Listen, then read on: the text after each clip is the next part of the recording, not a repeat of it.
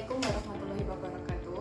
Perkenalkan, saya Ismiatun Hasanah, mahasiswa Universitas Terbuka, Program Studi Ilmu Administrasi Negara UPBJJ Jakarta. Video kali ini saya buat untuk menyelesaikan tugas 1 mata kuliah logika. Soal yang pertama.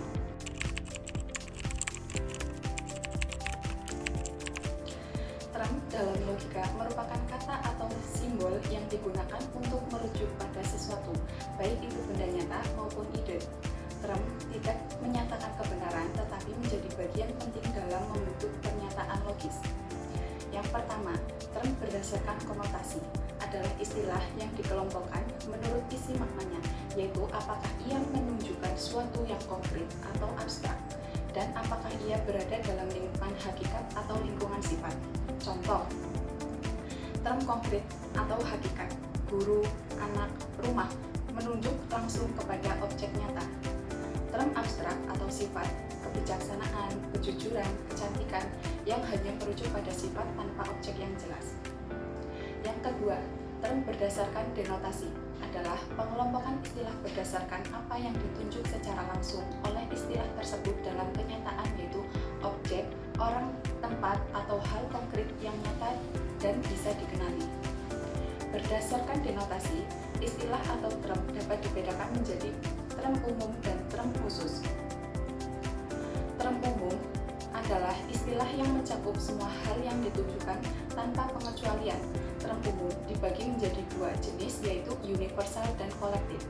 Universal, sifat yang berlaku secara umum dan tidak dibatasi oleh ruang atau waktu seperti planet, lingkungan, pendidikan, teknologi, atau agama.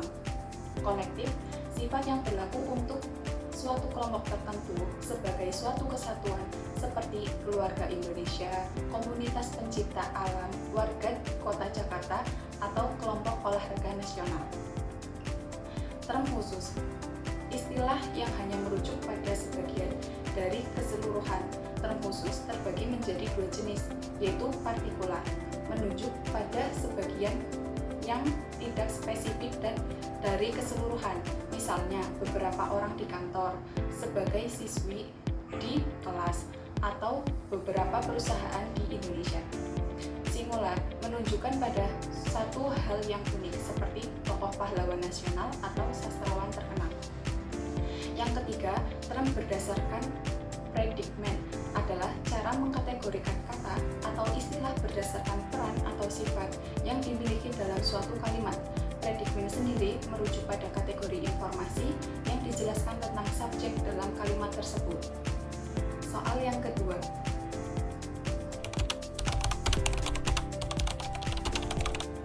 Sesat pikir adalah kesalahan dalam proses berpikir yang muncul ketika suatu kesimpulan diambil melalui langkah-langkah yang tidak sesuai dengan aturan logika, atau melalui pernyataan yang bersifat menyesatkan baik secara sengaja ataupun tidak, karena mengandung unsur-unsur yang membuat kesimpulan tersebut tidak logis dan tidak dapat diterima. Contoh, semua rumah mempunyai halaman. Modul logika ini mempunyai halaman. Maka kesimpulannya, modul logika ini adalah rumah. Dan itulah contoh termasuk sesat pikir. Berikut adalah langkah-langkah agar terhindar dari sesat pikir. Yang pertama, pelajari prinsip dasar logika. Yang kedua, fokus pada argumentasi. Yang ketiga, jaga emosi agar tetap objektif. Yang keempat, gunakan bukti yang tepat dan rasional. Yang kelima, pertimbangkan semua kemungkinan. Yang keenam, periksa kebenaran premis sebelum menarik kesimpulan.